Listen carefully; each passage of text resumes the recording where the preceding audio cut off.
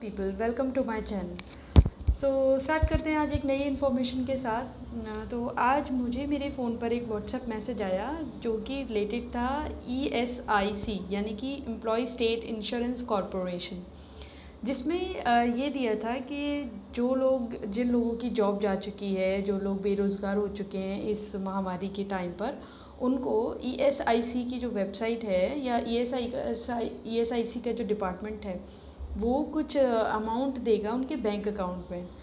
I was pretty much shocked with that information because मुझे लग रहा था कि कहीं ना कहीं ये इन्फॉर्मेशन उतनी सटीक नहीं है, क्योंकि ऐसे फंड अनाउंस करना बहुत ही बड़ी बात है। तो कहीं ना कहीं मुझे इन्फॉर्मेशन थोड़ी सी अजीब लगी, तो मैंने इसके बारे में सर्च किया।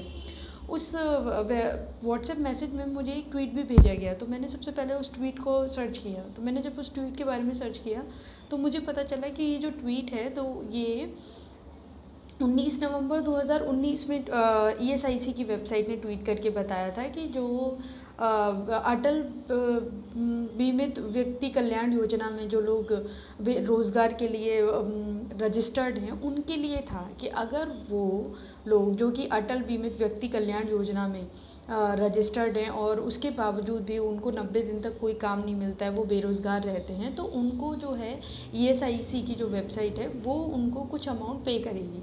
पहले ये जो अमाउंट थी वो 3 महीने के लिए पे की जाती थी, बट अब ये अमाउंट जो है करीब 2 साल तक के लिए पे की जाती है। यानी कि अगर आप अटल बीमित व्यक्ति कल्याण योजना में रजिस्टर्ड हैं और 2 साल तक आपके पास कोई काम नहीं है, तो ESIC की जो वेबसाइट है वो आपको इसके लिए कुछ बैंक अकाउंट में आपके अकाउंट में कुछ धनराशि जमा करेगी। पर इसके लिए आपको एक चीज़ जान लेनी चाहिए कि इसके पीछे कुछ कंडीशंस हैं। As we all know that terms and condition applied. तो वो टर्म्स एंड कंडीशन कुछ इस प्रकार हैं। सबसे पहले जो व्यक्ति है वो अटल बीमित कल्याण योजना में रजिस्टर्ड होना चाहिए। दूसरी बात, उसके जो एम्प्लॉयर है यानी कि जिसके यहाँ वो काम करता है उस व्यक्ति ने उसके ESIC के जो अकाउंट है उसमें उसका कंट्रीब्यूशन जमा किया होना चाहिए। यानी जैसे कि PF फंड में आपका जो एम्प्लॉयर है वो कुछ अमाउंट जमा करता है, वैसे ही ESIC की वेबसाइट में भी आपका एम्प्लॉयर कुछ अमाउंट जमा करता है, जिससे कि आप हेल्थ इंश्योरेंस के बेनिफिट्स ले सकते हैं।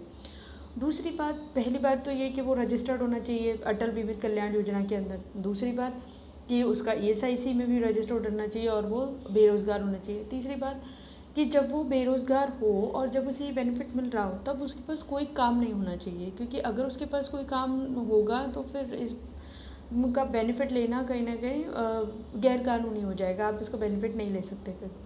ठीक है, अब ये तीसरी बात। और चौथी बात, उसने कोई कन्विक्शन नहीं किया हो, कोर्ट ने उसे कन्विक्ट नहीं किया हो, क्योंकि अगर उसने को कोर्ट ने कन्विक्ट किया होगा तो या उसने कुछ मिसबिहेव किया होगा ऑफिस में और इस वजह से उसे निकाला गया, तो भी उसको इसका फ़ायदा नहीं मिल पाएगा।